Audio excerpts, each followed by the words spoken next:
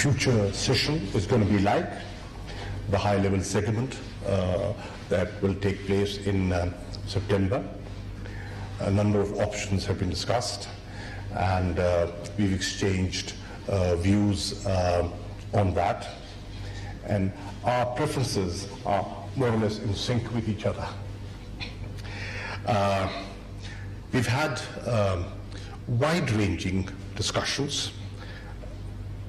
We've talked about the current challenges and the challenges that the UN will face in the future, how important multilateralism is, and both of us who have strong belief in the principles and the purposes of the UN Charter would like to strengthen, promote multilateralism, and how, under his leadership as President of the General Assembly, we can carve out a way forward through the General Assembly session to strengthen multilateralism. Obviously, we discussed the COVID-19 situation and how nobody can be safe until everyone is safe, and how important the vaccine is going to be. It's not just the development of the vaccine that is important, it's the availability, the affordability for everyone, everywhere, which is equally important, and the UN has had 2 resolutions on that. I briefed the President-elect on the delicate and ever-evolving situation of Jammu and Kashmir. We've had a very good discussion on that. The evolving situation, the military siege that has gone over for a year now, the human rights violations, the continuous and intensified ceasefire violations, the search and cordon operations, and the atrocities that are being committed, the unilateral actions, and the threat those actions pose to peace and security of the region. I also exchanged notes with the President-elect on the situation in Afghanistan, the facilitating role Pakistan has played in pushing forward the peace and reconciliation process there, the challenges that lie ahead, and the positive developments that have taken place, in the talks, the Doha Agreement, and the decision taken by the Loya Jirga yesterday in Kabul. I also have spoken and highlighted the 4 initiatives very close to the heart of the Prime Minister. That is climate change, countering Islamophobia, combating illicit financial flows that have impoverished the developing world, and the debt relief initiative of the Prime Minister for the developing world. In short, we've had an excellent exchange of views. The President-elect had a good meeting, a good chat with the Prime Minister, and I'm very happy he could take out time to visit Islamabad. He's been here before, but in different capacities. But in this capacity, this is his first visit, and I look forward to receiving him again once he's resumed responsibilities as the President of the General Assembly. I welcome you, sir. Thank you. Thank you very much, sir. And may I now invite the Honorable President-elect of the United Nations General Assembly for his remarks. Thank you, Your Excellency, brother. I'm very pleased to be in Pakistan upon invitation of His Excellency the Minister of Foreign Affairs, Maktoum Shah Mahmood Qureshi, who I feel like a brother and a very able statesman who is doing a wonderful job for this country as Foreign Minister. Before I begin, I would like to express my condolences to the government and people of Pakistan over the loss of lives at the blast today in Balochistan. We had originally scheduled this visit to take place end of July. Unfortunately, I had to postpone it due to some technical flight problems back then.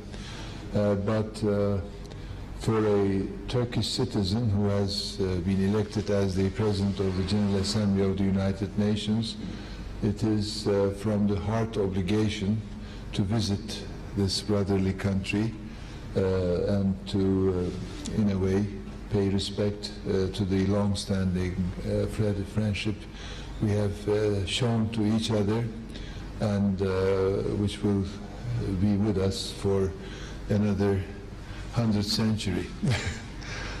I had various visits to Pakistan in my previous capacities, and today I have the particular pleasure of visiting as President-elect of the 75th session.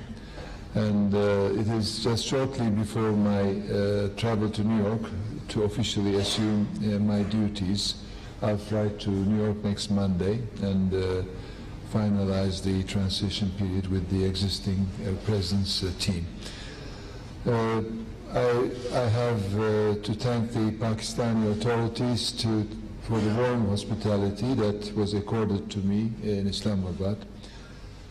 Pakistan is a key country at the United Nations, and it is one of the reasons, beyond our long-standing friendship and brotherhood, that from the United Nations perspective, this visit was absolutely necessary as well.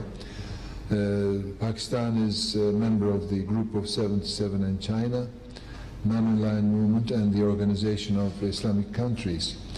And it is not just being a member to these groups, it is an active member where everybody looks what Pakistan is proposing or doing in order to move in these groups.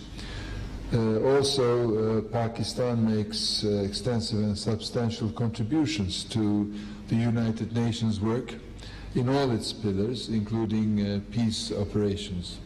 And I'm looking forward to close cooperation with Pakistan in my term as the President of the United Nations General Assembly.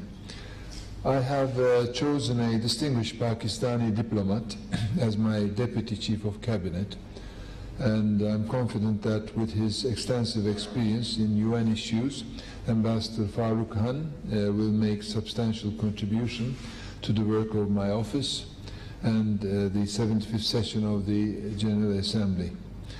I'm also looking forward to a fruitful and close cooperation with Pakistan's permanent representative in New York, Ambassador Munir Akram, a good friend and very able diplomat, who is currently the President of the Economic and Social Council, ECOSOC. So the agendas of these two decision-making bodies out of four, namely the President of the General Assembly, Security Council, Secretary General, and ECOSOC.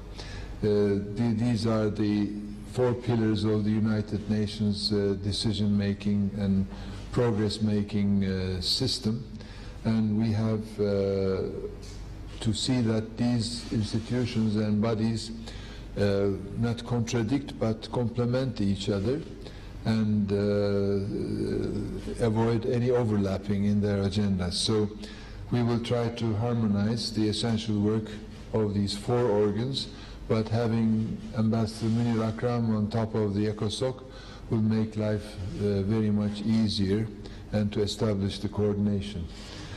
Today I have called on His Excellency the Prime Minister, Imran Khan.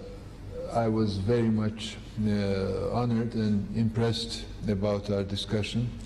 He's a well-known political figure in the world, and I think he has a vision for the region and for the world peace and security, and also with important issues the world is dealing, like the climate change, or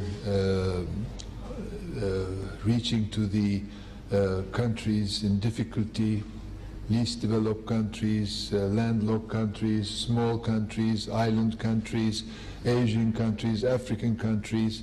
I think we are looking to the same direction, that the United Nations role must be more towards the countries in need than the countries which can do without the United Nations. So as the PGA, I have mentioned many times that even though I have been endorsed by the Western European Group and others, Turkey is also a member of the Asian and Pacific Group, but Turkey is also has a more global role, where we can have a larger dimension in our priorities and projects. So I have seen that the Prime Minister, together with Minister Qureshi, are looking to the same direction, keeping the look at these countries and create a new vision, or realize what has been decided already. So that will be, I think, very important during this 1 year to also increase the credibility of the United Nations as well. This year marks the 75th anniversary of the United Nations Foundation, which constitutes a historic occasion to reaffirm our collective commitment to multilateralism. And I think multilateralism is the key word. And I think without multilateralism, we can't have United Nations or any international fora. So first thing to do is to give a chance to multilateralism at the General Assembly platform, and to give a chance to countries to present their voice, their problems, their difficulties, so that everybody can listen and understand, and then it will be much easier to deliver.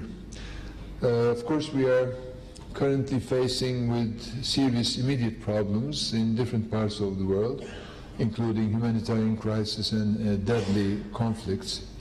And now we're facing also a unprecedented global challenge, which is the pandemic. And COVID-19 is first and foremost a health emergency, but it is also a threat with social, political, and economic consequences, as well as human rights repercussions.